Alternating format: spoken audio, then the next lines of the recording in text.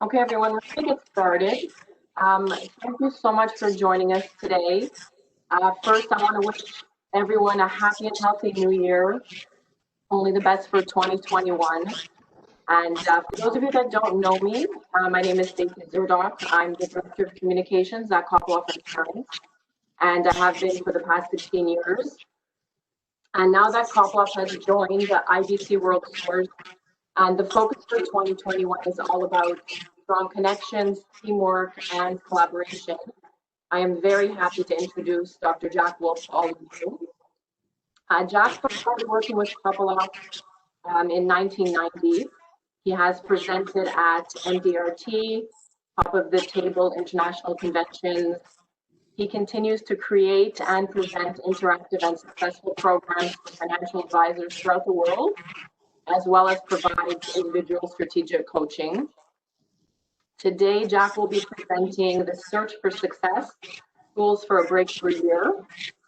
Before we do begin, I want to remind everyone that the chat box is available for any questions that you have during the presentation.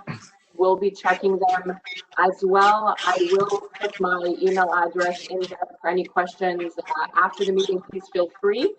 I have also included the link to the handout in the chat. If anyone doesn't have it, you can copy and paste that, and you'll be able to download it.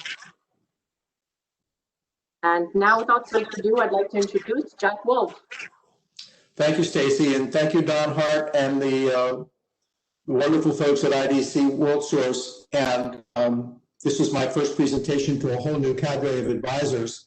By way of introduction, I was a producer with the old original Connecticut General, who then networked and was bought out by INA and became Cigna. And I was a brokerage rep who called on general insurance brokers to do financial and estate planning. My background is an MBA in taxation and insurance. I didn't get my PhD until I sold my practice. So what I am is somebody that's a tools and tips guy. I'm a person who, when in my own coaching, we do a lot of resource planning as far as it relates to your past production and what goals you have for the upcoming year. And I want to start with saying that I want to wish everybody a happy and healthy new year, but also a productive new year for 2021. Those of you who do not have the handout, this is what it looks like. And so I do that because I recommend in my personal coaching that all producers have a track to run on when they're making a presentation in front of a prospect or a client. Notice that I've differentiated between a prospect and a client. A prospect is someone that has not paid me and I don't have commission yet or a policy in force. A client is someone that actually is paying me and is I've earned their trust and they've earned my trust, and we have a relationship. So the world in 2020 was very, very different than the world in 2019. COVID really turned the world upside down. It forced a lot of folks into isolation. It forced a lot of families to be at home. It affected an awful lot of small and larger businesses. It affected the stock market. It affected real estate values. It affected a lot of things, but it also affected the way that producers produce. And the big issue for me was the adjustment and the increased change that had to happen in 2020 that was forced from the outside in. A lot of producers would tell you, quite frankly, in my interviews and searching for answers when you talk to even the top of the table folks, that even at their level with large staffs and attorneys on staff and accountants that work in their offices and people who do marketing and media relations, that even at that level, they had their world turned upside down as it relates to 2020 because of the way that they didn't have as much freedom in interacting with clients and prospects anymore. So under number one, with what the world changed in 2020, what changed in your inside? What happened to you as a producer? What effects did the 2020 COVID issue have on you? And what flexibility did you have to have immediately as it related to the way that you prospect, the way that you close, the way that you get referrals, the way that you really basically run your practice? And so a lot of the advisors that I deal with will tell you that a lot of them, it didn't really change an awful lot other than going from in-person to distance meetings. And what does that mean? What does that mean to a lot of clients and prospects where they can't physically have you in a meeting room? I know some advisors actually who ended up getting COVID by going to meetings rather than doing distance meetings down here in the States. And they basically said for the remainder of the year after they got past their COVID, after about 10 or 15 days, they basically changed the way that they practiced and the way that they did interacting with clients because of getting the COVID. So what old habits did you or did not work in 2020? So if you were a person that had to go to remote, what does that mean to you by having remote? How effective are you and were you on the phone? How many times have you ever had anybody give you feedback on the way that you do phone interviews and the way that you can manage an interview with a client or a prospect by phone? How many of you went to Zoom or FaceTime? And what happened there as it relates to having client contact? Or if you were able to get in a car or you didn't have restrictions in your particular province and you were able to go and see a client or a prospect, what happened at that meeting as it relates to possibly having masks on or doing this social distancing in the meetings? And are you capable of having a safe meeting as it relates to showing illustrations and dealing with the paperwork and the numbers that are involved in selling insurance products as it relates to any just typical illustration? So now what? So 2021, we're talking about a new year and a new you. What's going to be new for you in 2021 is going to affect your business because, quite frankly, what happens if 2021 is the same as 2020? We know that, at least in the States here, I live in a county that has close to 1 million people, and all of 5,000 people have had the vaccine. It's been out for almost 3 weeks, and yet the Pfizer and Moderna vaccine has been given to less than 10,000 people, over hundreds of thousands of people. And so we know here in my locality that, quite frankly, the commissioners and everything have restricted restaurants and they've restricted gyms and they've restricted small businesses and they've restricted the volume of people that can be inside at one particular time. And that means that it's also restricted the way that advisors can have meetings and people can have interviews as it relates to going forward, at least for the near future. And so in your area, what does that mean to you? What does 2021 mean to you if it's going to be the same as 2020? Is it going to be that your over 65 clients and your folks who are first responders may get the vaccine first, like they're doing down here in the States? I don't know about particulars up there in the different provinces, but I would assume that they're going to have some kind of a pecking order as it relates to who's going to get the vaccines first. And I would assume that a healthy insurance advisor who's in their 50s and in the prime of their life is probably not going to be one of the first ones that's going to get inoculated. And so that means that, quite frankly, the folks who have the vaccine may not want to interact with the folks who have not had the vaccine, and we've already seen that happening down here in the States. If you have a vaccine and you can go see a mother-in-law or a grandmother or whatever in an assisted living facility, as long as the assisted living facility has had vaccines, and you yourself have had a vaccine, and in the States they're actually giving you a card to prove that you've had at least the first dose of the vaccine. So we don't know what's going to happen in the States as it relates to going forward as far as the flexibility to have in-person meetings. So I'm going to give you a few communication tools, tactics, and principles. The first one is we need to communicate individually and often with clients, prospects, referrals, and centers of influence. Quite frankly, there was a gentleman who wrote the book Search of Excellence, and he basically made a presentation that said that 9% of your potential sales in any one given year are going to come from clients and prospects that you never knew before. So your prospecting for that 9% potential for close is going to be much harder than a 50% potential close if you're seeing that prospect because of a warm referral.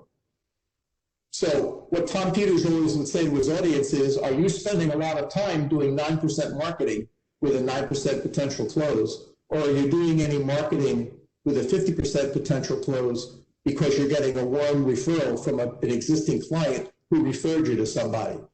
I'm also going to put in that category of warm referral someone that would give you as a center of influence, an attorney or an accountant or a financial advisor or a CFP or somebody like that that does fee-based planning that could refer you in as the insurance expert. That also would be a warm referral. And your closing ratio, again, if you talk to the people at the top of the table and the $1 Million Roundtable folks, they keep statistics on their closes. How many people did they see in 2020? How many people did they actually have interviews in 2020? How many people gave them referrals in 2020? How many people gave them multiple referrals in 2020? How many of those referrals did they close? Did they get anywhere near a 50% closing ratio in warm referrals? And of course, the highest potential close is an existing client who's happy with your services. There, the close ratio should be 4 out of 5 or 80%. And that comes directly from Tom Peters and the research that he did in the Insurance of Excellence. So 9%, 50%, 80%. Where are you spending your marketing time? Where are you spending your marketing dollars as it relates to getting the potential for a close? E-newsletters, updates, products, new ideas, and refreshed ideas. One of the first workshops that I ever gave at a CLU Institute, we called it Brand You. And I always wanted to start a insurance advisor's brand university. How do you brand yourself? How do you make yourself unique in the marketplace? What makes you different? Why should I deal with you versus anybody else in the marketplace, given that there's multiple advisors in your marketplace? So if you think about brand you, how do you brand yourself? How do you make yourself unique? Why is it that I have a blue shirt on? Why is it that on my PR pictures, always, since the 80s, all of my PR pictures, I've always had a blue shirt on? What does that mean? And I'll tell you near the end of the presentation what that means and why I never wear a white shirt when I present, and I never wear a white shirt in front of a live audience, and I never do it when I'm on TV or anywhere. I just always have a blue shirt on. And that's very important to understand, because blue and a branding issue is very important that advisors should all know. Proficiency and professionalism when using Zoom or video or other calling platforms. I'm going to stress this as much as I can. My wife works as an executive assistant for a public company. All 6 of their executives who do the Zoom calls with the 55 companies that they own all over the world, the first thing that they did was get professional training on Zoom calls, get professional training on FaceTime, get professional training on WebEx and webinars, so that they know what the reaction is going to be from their audience ahead of time. How good is their voice? Do they pause? Do they ask people to take notes? Do they give people time to think about the concepts and the instructions, especially when it relates to finances and numbers that you all make presentations on? So how Zoom efficient are you and proficient? And have you ever made a presentation to anybody from Zoom and gotten feedback about it? What do you do with your hands? Do you have a handout?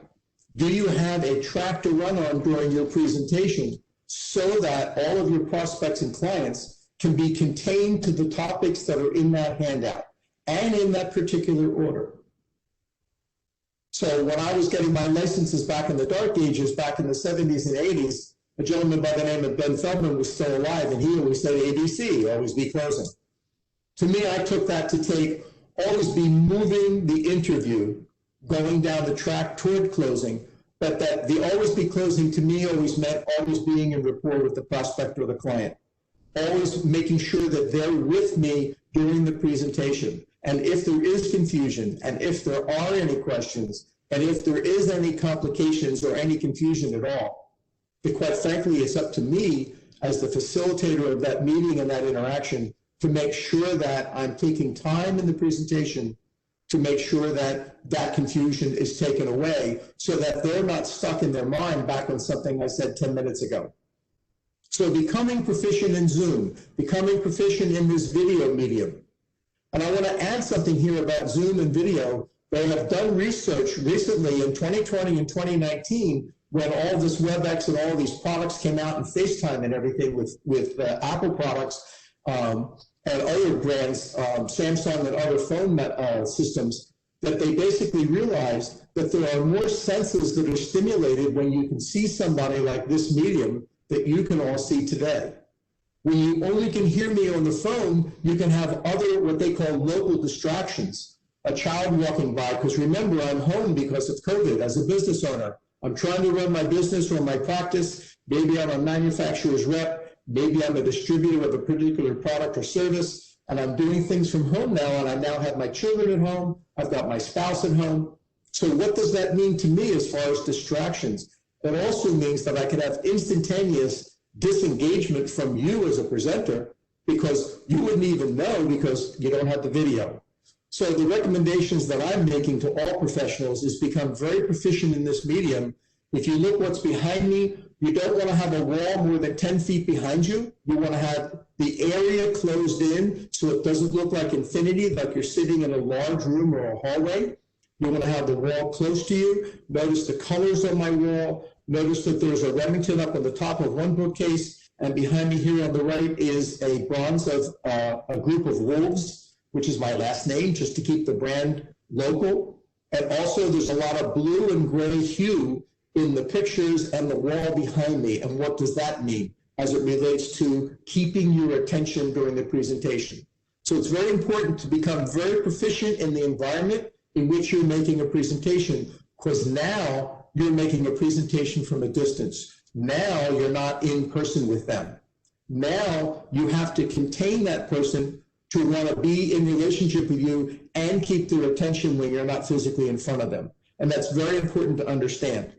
So like my wife's company, they got a lot of information about how to do this from YouTube and other sources. And then they basically started getting coached on it and started getting presentations and feedback on them as professional presenters. What's their voice like? I call that getting a professional voice check. Do you give good voice? If your voice is over a phone medium or on a Zoom medium like this or a WebEx, what's your voice like? Do you have a voice that assures confidence in the receiver of your speaking? Is it almost something that is inaudible and I can't hear? What languaging and vocabulary do you use? Do you have any expressiveness in your body language? Do you move your head at all? Do you move your hands at all? When you want to transition to another point in the presentation and move away from the philosophy of insurance, term versus a particular other kind of universal life or second to die or whatever products you're talking about, and you're moving more into numbers and more left brain data and more details. How do you transition yourself to make that transition smooth? Again, because you're on Zoom and you're not there physically. The next one is statements versus questions. My friends at the Copperloff Agency for the past 20 plus years know that their advisors have been coached by me for a very long time. That you don't control me and you do not control the interview by making statements. You control an interview by asking questions. So I've developed a whole series of questions, which I call what questions. There's specific what questions for insurance advisors. There's specific what questions for you based on where you are with a particular case. It is the first time interviewing that particular case. Is it going back to do a term conversion? Is it the 10th time that you're calling on them and now you're going into other insurance products? You're doing long-term care, you're doing whatever you're doing estate planning, whatever it is that you're doing with that case, but they already know you.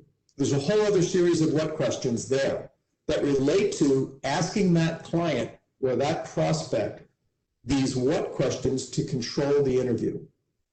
Because when you ask me a question, for example, what were the conditions that made you get that particular face amount for the insurance that you purchased 5 years ago? That's a what question. So going back, you're asking them a lot in that one question. You're asking, they made a decision to buy insurance, they made a decision to buy a specific face amount, they bought a particular type of insurance. And when you did that, you asked that question, you then got them to start speaking, hopefully in a response to you, about their decision making to help you with the current state. Einstein said there's only 3 moments in time, the last moment, this moment, and the next moment. You need to go back into that last moment and find out how your prospects and clients make decisions. What are some of the reasons that prompted you to make your wife or husband the direct beneficiary of your insurance policy? What are some of the possible problems or conditions that they may have with managing a large sum that would be paid to them tax-free and a lump sum death benefit from the insurance policy? What are some of the reasons that you don't have a direct contingent beneficiary on your insurance policy? According to the CLU Institute, and I learned this many, many years ago, and the statistics have not changed, over 50% of all life insurance policies do not have a proper contingent beneficiary. It is very surprising to me that advisors don't use that as one of what I call a point of entry with a prospect. You're doing a policy survey in front of the prospect. They're not yours yet. You're not theirs yet. And you ask a question. I see from this policy that you don't have a contingent beneficiary. What's a contingent beneficiary? You then explain that. That means that if you and your wife were killed in this car accident at the same time, that this insurance policy would go into your estate.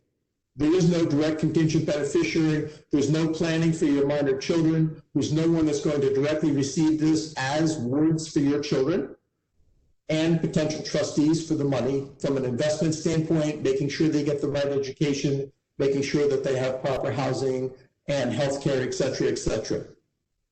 And so just that kind of a question. So become an expert in being and asking questions versus making statements. Sometimes I've been asked in the past, and I don't know how we're going to do this for the near future as far as going out with advisors, but I've always said to them, let's review that particular interview where you did not close the sale. How did you manage that particular interview?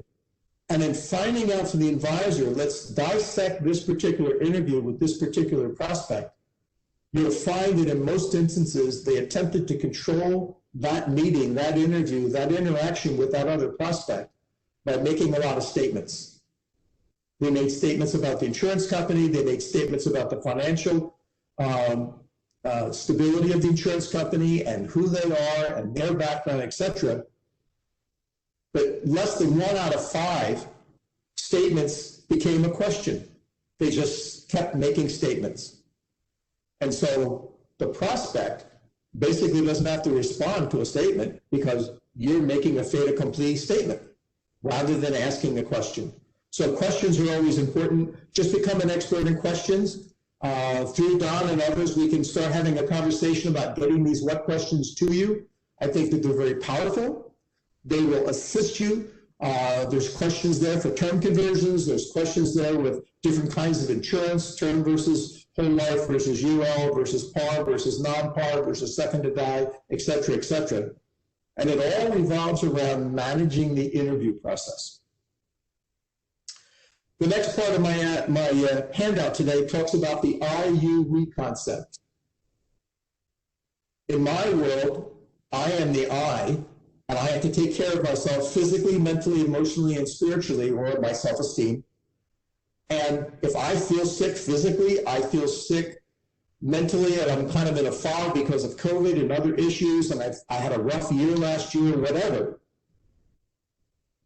That, quite frankly, my eye is now wounded, and what I need to do is heal that. I need to get going. I need to start 2021 fresh. My eye needs to get better and get healed so that I can go out with a clean mind and a clean set of new motivation for a new year and go out there and get going again to get my production started. The you part of this dialogue is you, which is everybody else in your life. How you focused are you in your work versus your I focused? I want to talk about. So I can do an I versus a you conversation in one sentence. I want to know how your day was. When you think about that sentence, it basically is what's called a self-reference statement. It brings the question back to, I want to know how your day was. Or you could have said, how was your day? When you say, how was your day, it's a 100% external focus. The locus of focus of that statement or that question is on the other person. How was your day? How did you decide to buy $500,000 of YRT? How did you buy $350,000 of key man insurance on Ralph, your key person? Whatever the question is, you want to have an external focus through a you focus. The only way that you can create a we, which is a relationship with others, is to have an I focus on yourself, make sure that you're good, and that people actually want to be around you and be in your presence and actually buy from you, quite frankly, and also be married to you potentially and have you as a father or a mother or whatever. But think about the people in the world who are very self-referent, I kind of people. We can all probably think about that. Those people are very, very self-focused. In most instances, the people who are the most successful have an external locus of focus, and their focus is on the others in their lives, the you kind of people. So when you have a healthy I and when you have a healthy focus on you, you can create a healthy we relationship. Why is that important? Because after we close the case and after you're buying from me and after you switch from being a prospect to a client, I'm going to come back to you through my selling system, and I'm going to be asking you and having conversations about referrals. The only way that you're going to feel comfortable enough to give me referrals is if we have a we relationship, where you feel comfortable with me, I feel comfortable with you as your advisor. We created this really solid bond, this we relationship. So I, you, and we. And quite frankly, I can do one interview with an advisor, and I can tell you where your focus is, whether it's an I focus or a you focus. And quite frankly, it's much easier to coach an advisor who has a you or external locus of focus on others, because they can create we's, they can create that bond, that strong bond between two human beings, much easier than an I or self-referent focused person. I also gave Don, the first interview that I ever had with Don to do this presentation today, my 6-word reframe. And those of you who do have the handout, it's under 3F. The 6-word reframe is up to now and from now on. Why are those 6 words so strong? If you had someone say to you, well, I've always bought term insurance, you could add nothing. You could just take that as, okay, that's your truth.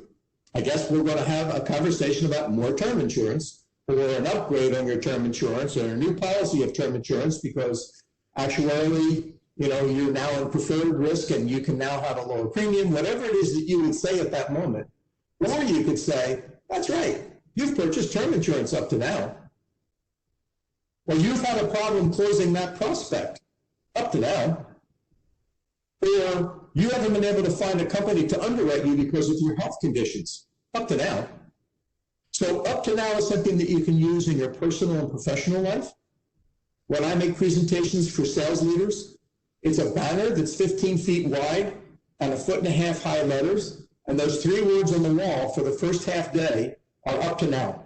Because quite frankly, they've led their sales teams and motivated their people the way that they do their work up to now.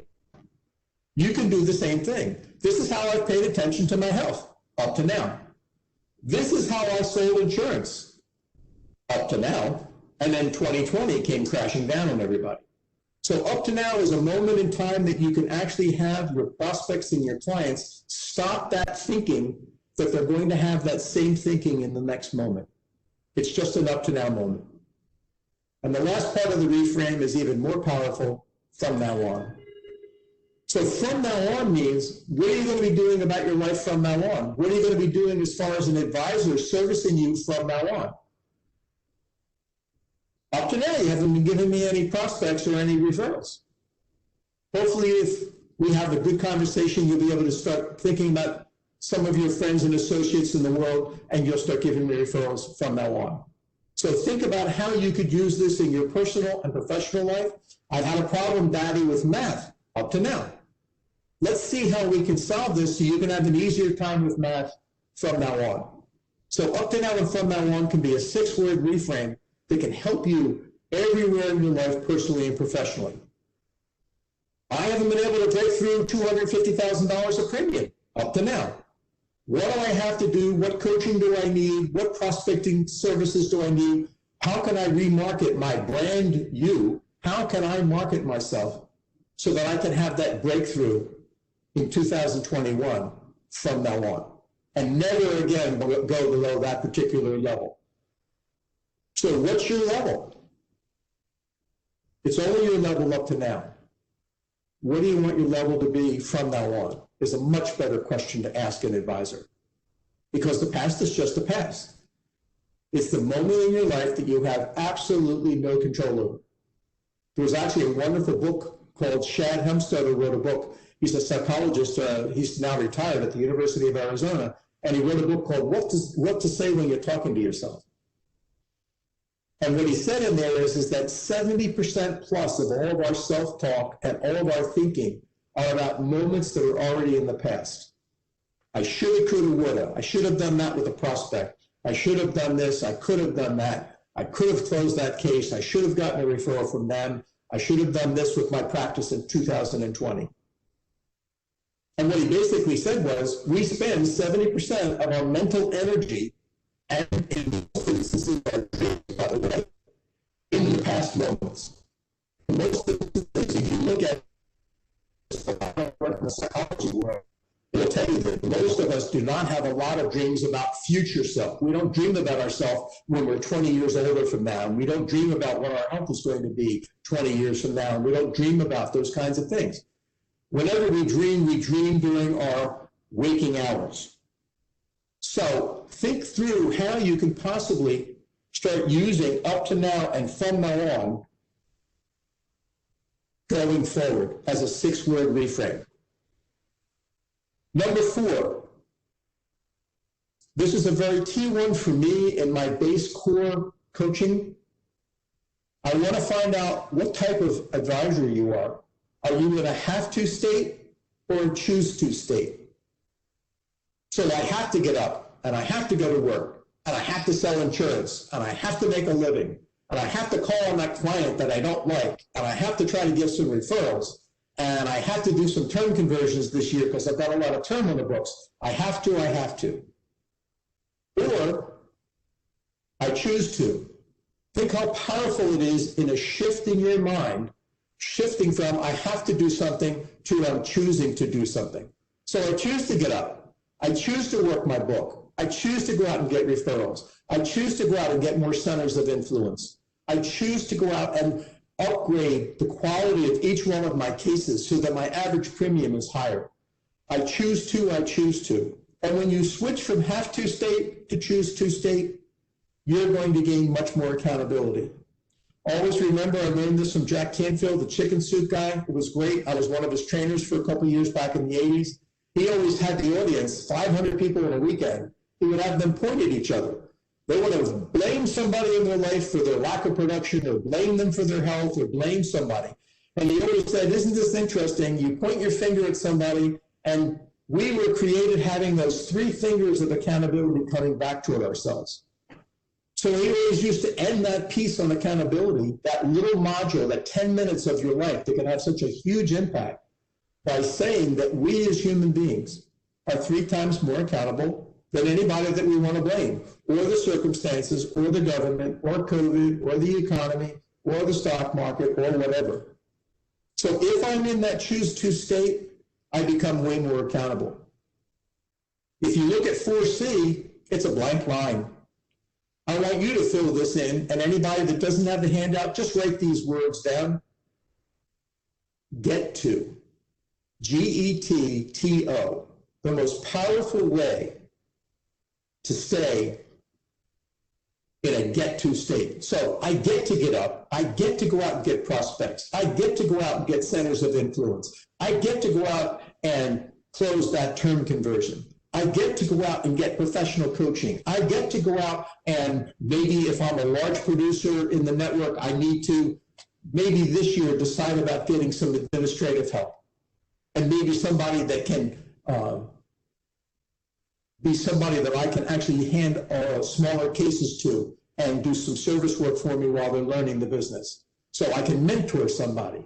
Think through getting to. So have to, choose to, get to. Stacy says that we have a question. Stacy, can you chat that on the screen for me? Or do you just want to come over? Yeah, I'll read it out. Okay. It's a question from Robin. Sorry, I know I'm echoing. I don't know why. But the question says, sorry, now I lost it here. You said that you need to have a personal rapport with a client. So during COVID, how can I keep that personal a report with a referral or someone who I cannot personally meet with? Yep, thank you. Great question, Robin.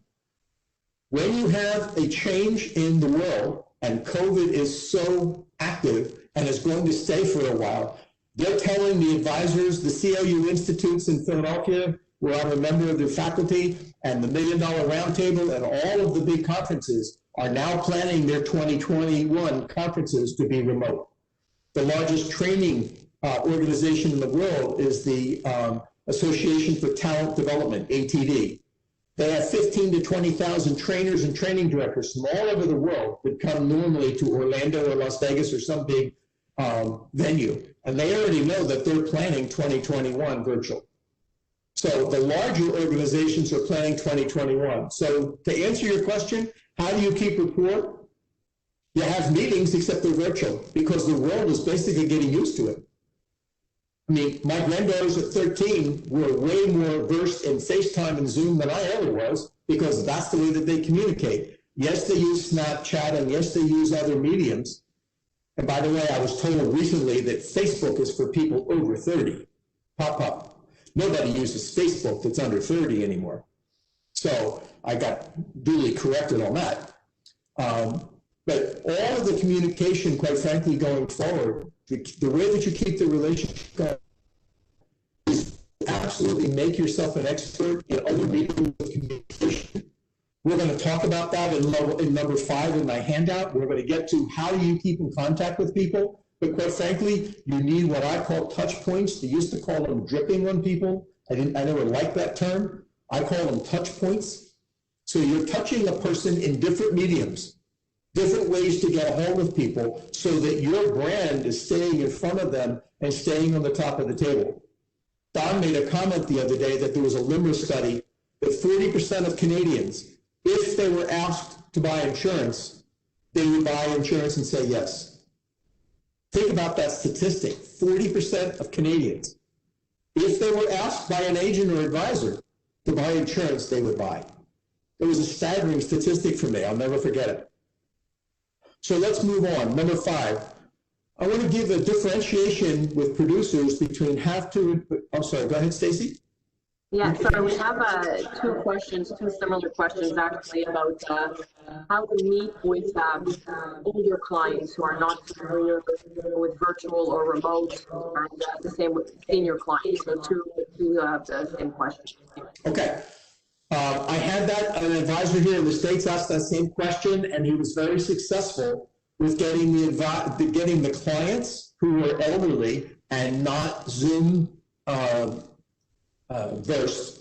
They got a family member, believe it or not, to come to the meeting because, quite frankly, they were going to inherit the estate of that particular person, and it turned out very well, and a couple cases got sold to the next generation by asking a younger generational member who, again, was approved to be in the house. Oh, I'm sorry. The question was, how do you stay in contact with senior citizens who are not technically savvy? The other solutions is to get involved with because their estate is eventually going to fall down to the next generation. And again, if that person's COVID approved and can come into the house, or even if they have to mask and social distance, they can set up the iPad or the tablet or whatever it is that they communicate with, and you can set up a Zoom meeting or a FaceTime meeting on their phone with the next generation helping them out. I am very, very familiar with certain folks who have done this very, very successfully and have actually gotten additional cases out of it. That's one solution. The other solution I want to say is that if they're only savvy as it relates to cell phone communication, then quite frankly, that's what you're going to have to do, is continue doing your contact points, that point of contact, through a cell phone medium, because they may not want to have family or friends come in and help them set up a FaceTime meeting. All I know is that the more senses that you can stimulate through a meeting or an interaction, like video plus hearing that person, you're going to have much higher level of potential attention to the meeting. So number 1, try to get a family member or a friend that's house approved through COVID to come into the house and help them set up. The other thing to do is just to continue to do phone, but I would also Again, I'm sure through IDC Worldwide and Don that there are Worldsource, there are all kinds of resources for you through head offices and different products where you can do communication with some kind of a product update or a technical update, or I know that you've got your RSP season coming up soon in February. So all of those kinds of things can help you stimulate, because again, they will read something. The research says that folks over 70 or 75 do more reading than the younger generations, because that's the medium that they had. They used to have newspapers before they read their iPad, and they used to read books rather than reading it on a tablet or a reader. Let's get to the top of the table producers. Under 5A, use powerful words in your materials and when spoken. So I used to say, there's a presentation that I used to do when I had seminars for salespeople and keys to closing the sale. We would have a whole half day on having all of the advisors bring in all of their marketing material. We would put their website up on a screen, and we would give feedback about their particular branding. What's the colors that they use? What references? What's their background? How can they better market themselves as it relates to physical social media? Again, based on what's going on in the process of restrictions. But there are some fixed assets that you can use in the most powerful words, which language. I do not know if this translates into the powerful words with the French speakers. But we do know in the English language that Yale Literature, the School of English in Yale University in Connecticut, did an extensive study on what people like to read and hear as far as the 12 most powerful words in the English language. And of course, the most powerful word in the English language we've already talked about, which is the word you. How often do you use the word I or me, or even we, when speaking with a prospect or a client, versus the word you, which is a total focus on the prospect or client? So start dissecting the way that you communicate to others. Is your communication very I, me, we focused, or is your communication very you, your focused? Go to your website and look at your website. How many times do you have my, we, I, me, and we versus you and your, what your service is, what you will receive, so forth and so on. So think through the powerful words of the English language. The word you obviously is the most powerful word. The next one under 5B is the top of the table folks communicate a minimum of 5 times a year, says the research with the top of the table folks, 5 times a year with every prospect or client. Whether they close that prospect or not, they continue, they're still in their network, and they still communicate with them. And what could be the 5 communications? At the very least, it's birthday, anniversary of both spouses if they're married. It could be birthday of the business owner and all the business partners. It could be the business owner and all their key people. It could be newsletters. It could be updates on product. It could be update on technical issues, tax law, etc., RSP season, whatever it is, anything that relates to me having 5 times that my brand is in front of a particular prospect, even if I'm not, or client, even if I'm not there. I want to keep my brand present in front of them. Control the discussion with questions we went over. Past, present, and future, it cannot be stressed enough. So I brought it in again because when I did my interviews with top of the table folks, because I had the honor of speaking at top of the table, and I said to them, how did you get to doing 800,000, $1 million, $2 million, $3 million? Tom Gow was at one of these meetings. He did 4 million. How do you do that kind of production? And they said, I'm very organized with my time. I'm very respectful of my time and my prospects and my clients. And I run my life in 15-minute and half-hour segments. Because I respect my time, I want my clients and prospects to have their time respected. So think through how you could do that. You control the discussions with questions. You always go backwards before you go forward. You never talk about the future with a prospect about buying something from you until you found out how they made the decisions that they had in the past. You must go back, past, present, future. Where are you now? What's your health now? Is not a question you ask until you find out, oh, I see that you had a rated policy, or I see that you had a standard policy, or I see that you had a preferred risk, a preferred rate back then. Then you can come to current, what's your current health? Then you can start talking about the tomorrow, which is the decisions to buy, past, present, and future. The next one is, obviously you've heard this since you got into the business, speaking to benefits versus features. Stacy has another question. A question from Bob. How about financial statement review? Financial statements review is another one of the, it's another great way. Again, you may have to do this by remote. And quite frankly, I've had some advisors tell me that's one of the hardest problems that they have with Zoom meetings. And insurance illustrations. So you have to become very versed. My suggestion is, you should always have a highlighter, because in the all 5 months in Canada, it is not illegal with the illustration that's left behind with the client, one that they have to sign and send to you, but you could take a highlighter and highlight certain parts of the illustration, the face amount, the annual premium, whether it's the cash value, et cetera, and you are allowed to mark up the illustration.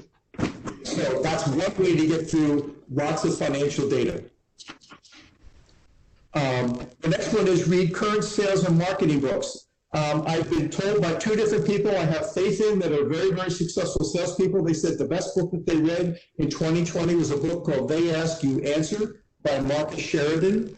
Again, I'll say it again. They Ask, You Answer by Marcus Sheridan. Supposedly one of the best quote unquote relationship sales books for 2020. A gentleman by the name of, I think his name is Bill Gates. He said it's one of the best books that he read in 2020 as well, as far as having relationships, solid relationships with others. Use a sales coach if you hit a rough patch. Absolutely.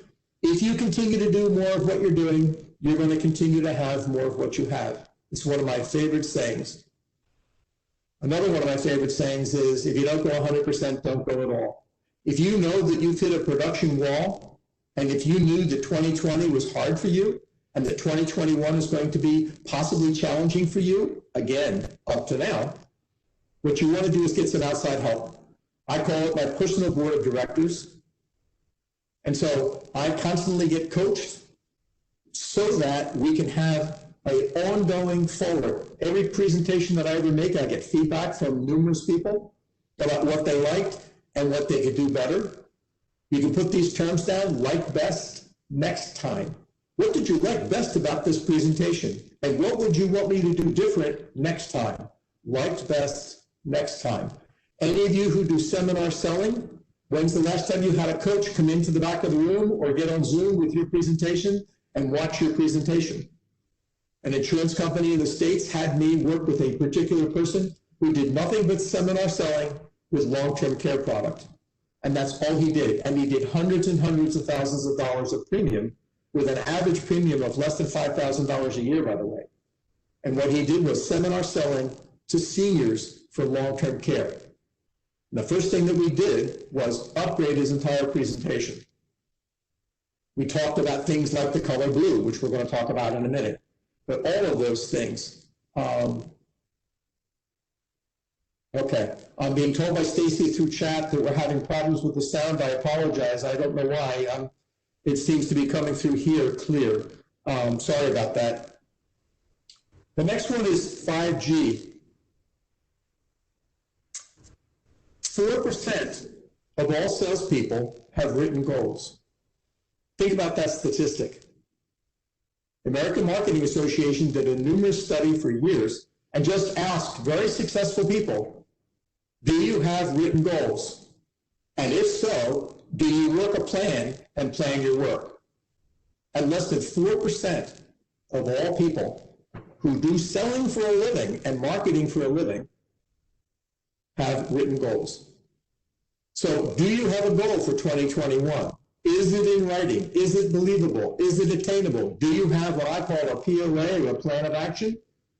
Have you had anybody outside of your frame of reference take a look at that? Don and all of his people, I'm sure, at IDC can help with these kinds of plans of actions for 2021. What do I need to do different this year to have this breakthrough year? Given the overview of the issue of COVID. I'm going to use some other tips. Number one, you have to look at your brand you as self-employed. Think about this. Less than 10% of all Canadians ever start a business. You're part of the 10% of Canadians who actually are self-employed. If you don't get up and work, you're not going to make any money. So congratulations for having the fortitude, the motivation, and the confidence to go out and make your own way out there in the world. Because you are one of 10 that actually are self-employed. And you depend on yourself as opposed to others to make your living. So if that's so, think how you can think of yourself as an entrepreneur. What would an entrepreneur do if they knew that they were facing some obstacles in the upcoming production sales year? And that's the way you should be looking at this. Edison said that success is 99% perspiration and 1% inspiration. So what's the 99% that you're going to have to put out an effort this year? Think about a man who never went to college. Think about a man who had the largest number of patents approved in the United States still to this day from the late 1800s and early 1900s. The most patents ever approved. He developed concrete. Who knew that? I mean, the Romans originally developed it, and so did the Egyptians. But the way that concrete is done today was developed by Thomas Edison because he wanted to have concrete be right when he was doing the Niagara Falls in the upstate New York area to start putting in all of these areas to create electricity through blocking water. And he also did a battery. There's a little company called Exide that still is in existence from Thomas Edison starting a battery company. So it wasn't so. He also started a company called Edison Electric, which became a company called GE. I'm being asked again, what's the book name? They Ask, You Answer by Marcus Sheridan. They Ask, You Answer, Marcus Sheridan. I want to end this presentation by talking about the shirt that I'm wearing, the colors on the wall behind me, and why I do what I do using the color blue. I want you to go back after you're done this presentation, turn off your computer or any tablet and turn it back on again. And what's the core color that comes up on your screen, unless you have your own home screen? The color that Microsoft had before they started allowing you to have your own images on there, your grandchildren or your friends or your kids or whatever, or an ocean view or a ski slope or whatever it is, maybe a picture of your car, is the color blue. When you use the color blue, it is the easiest color on the eye based on research from IBM, 3M, and Xerox, three very large companies. Think of all the major companies in the world that use the color blue as their core color. And I've always said to my audiences, pretend I know nothing, but all I did was observe the world, and when I turn on a computer, I see the color blue. And when I see branding of major corporations, a lot of the corporations have the color blue. Up in Canada, there's a lot more red because of your flag and the maple leaf, et cetera, and a lot of the brands are in different colors. But the easiest color on the eyes is the color blue. It's the color of calmness. It's the color of straightforwardness. It's more of a right brain, easygoing color. So blues and grays are easier. Excuse me a second. So think about how you can use blue on you as your person. If you wear a tie or you don't, think about blue in the background behind you. Think about blue when you use your marketing material and on your website. And so when you have branding, you want people to look at your branding. And you want people to notice the logo and the image. So what's your brand? when I first started,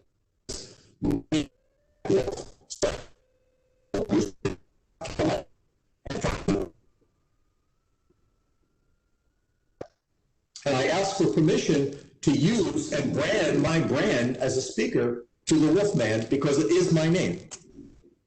And when I did that, I moved away from just being Jack Wolf to Jack Wolf with a wolf head. So think through what your brand is. Think through how you can have color affect the way that you market to others. Think through the way that you make your presentations and what materials I get from you. Anything that I touch as your prospect or client is so important to have the branding and to have the understanding that you're giving them their brand that may go to their spouse, it may go to their best friend, it may go to a business associate, it may go to a partner in their medical practice or their dental practice, but this may go out to us a multiple of up to 3 to 5 times your brand and your materials. So think through very, very solidly how you can brand yourself so that your brand you can have impact and make yourself unique in the marketplace. Stacy, do we have any more questions as we're about to close? No, that seems to be all of them. Okay. Stacy, just before we go, I wanted to remind everybody that on the 13th of January, Wednesday, January 13th, we have a town hall with Paul Brown and Phil Marcello coming up at 1 p.m. So check the bulletin this week for the announcements of our kickoff webinar series. You're going to see some exciting webinars coming up. We have a special guest on the 18th of January. It's Robin Hanley Defoe, and she talks about how to transition resilient practices into committed action for 2021. She's a psychologist and has been working with university for a number of years and studying resiliency and overcoming challenges. So I don't think you want to miss that webinar as well. We've got a couple of days to get a couple of the audio bugs out. I know some people are having a little trouble with the audio today. We'll try and source out what that problem was and have you all fixed up for the 13th. But Jack, that was phenomenal. I'm sure lots of people got lots of information from that. We do have the handouts, and Jack did send me some additional material as well that I want to send out to you in the next few days. So you should get that. We'll send that out through email, through Stacy and through Lisa and Wendy, and you'll make sure that you get all the handouts that go accompany this material. Jack is also available if you want to get a hold of Jack, and we'll send his contact information to you as well, so you can have Jack's contact information if you want to do some follow-up. So Jack, any final comments? Yeah, I wanted to stop, Don. Just want to make one last statement. On my wrist is a little rubber band that was given to me by a pickleball pro, because old people down in Florida love the game of pickleball, and they're now starting to have indoor pickleball courts. But what was interesting is, on one side it has his brand of the name of his professional practice, and on the other side was the word consistency. And I asked this pickleball pro what consistency meant to him, and he said it means getting up every day and doing something to forward his practice and doing something to make himself a better player. And I think that that would be a good track to run for all of us. So I keep this on my wrist every day to remind me to be consistent. And I think another message that I picked up over the last 18 or I guess 12 months now almost, it's been these webinars. You know, a lot of advisors sitting back waiting for COVID to end, and it's not ending anytime soon. And I think if you haven't utilized the last 8 months at least to learn how to do webinars, because they're uncomfortable and they're hard to do and you don't know what to say and all those kinds of things, you can contact me or one of your BDE specialists at IDC Worldsource and get a PowerPoint presentation you might want to walk through with one of your clients. There's all kinds of resources that we have. Reach out to your business development executive at IDC. He'll put together something for you that you can have a conversation online with your client, whether you're using Zoom, WebEx, GoToMeetings, whatever platform it happens to be. Some are better than others. Some are easier to use than others, but just get out there and do it. Like as Jack says, the worst thing is sitting back and waiting. Don't wait. Let's get going and let's get on it, and let's learn how to use Zoom and these features, these social media features that are available to us. I posted 2 things while we've been on the call, Jack. One, you're up on Twitter right now that this meeting happened and took place, and you're also on LinkedIn that this meeting took place. I took a picture of the screen and put it out there. It's just learning how to use the technology, adapting it into your practice, making it resilient, and moving forward. Thanks, Don. And thanks, Stacy. Stacy, I'll let you finish with a comment for your friends, our friends in Quebec. Oh, I just want to really thank everyone for joining us today and having the opportunity to work with everyone at IDC. Everyone has been wonderful and welcoming, and we're looking forward to continued partnership and teamwork and success. Thank you very much. Well, Jack, we'll have you on again. We'll get that audio fixed up. Thanks. Thanks, Don. Thanks, everybody. Have a great year. Bye for now.